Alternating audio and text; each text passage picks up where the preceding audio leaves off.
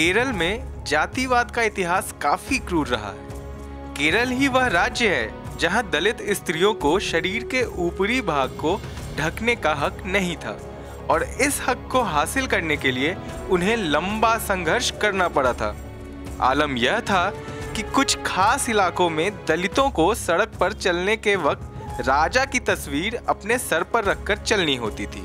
इन तमाम हालातों के बीच केरल के दलित मुश्किल में जी रहे थे। वह आज़ादी की सांस लेने के लिए छटपटा रहे थे। अपने तमाम अधिकारों के लिए केरल में दलितों के बीच सुगबुगाहट शुरू होने लगी। चर्चा के लिए दलित समाज के लोग तब केरल की राजधानी रही एर्नाकुलम में इकट्ठा होने वाले थे।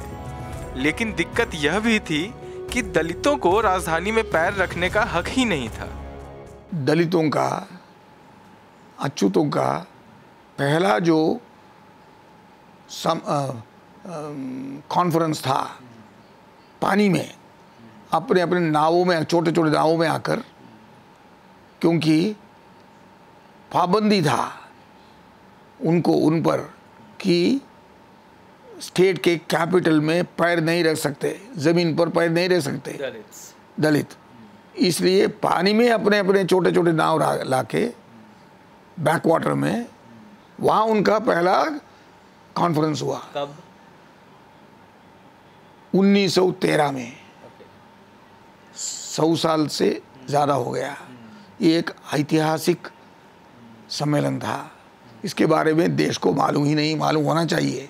कोच्चिन स्टेट में, जो केरला के बीच में है, दक्षिण में पुराना ट्रावंकोर रियासत, नॉर्थ में ब्रिटिश मलबार, पुराना ब्रिटिश मलबार, बीच में कोच्चिन रियासत जो ट्रावंकोर से छोटा था, वहाँ के दलितों का एक सम्मेलन, ऐतिहासिक सम्मेलन हुआ। इसके मुख्य सूत्रधारों में थे एक करुपन मास्टर, पंडित करुपन भी कहते हैं, विद्वान थे। वो मछुआरे कम्युनिटी के थे, दलित नहीं थे, लेकिन दलितों के लिए वो लड़ते थे।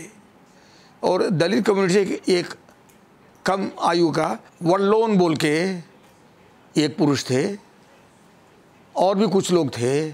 ये सब मिलके उस ज़माने में दलितों को एर्नाकुलम, जो कैपिटल सिटी है, राजधानी था कोच्चिन स्टेट का, उसके ज़मीन पर पैर रखने का अधिकार नहीं था।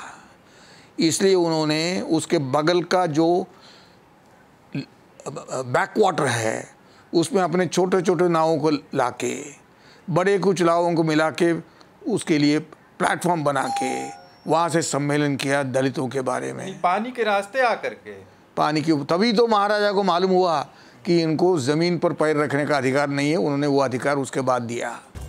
50 सालों के संघर्ष के बाद 26 जुलाई 1959 को त्रावणकोर की अवर्ण महिलाओं को ऊपरी वस्त्र पहनने का अधिकार मिला। वर्तमान के केरल को देखकर कोई सोच भी नहीं सकता था कि केरल में जातिवाद इतना हावी था, लेकिन तमाम आंदोलनों ने केरल की मुक्ति का मार्ग खोला था। आंदोलन की बदौलत दलितों को राजधानी में जमीन पर चलने का हक भी मिल पाया। ब्यूरो रिपोर्ट, दलित दस्तक।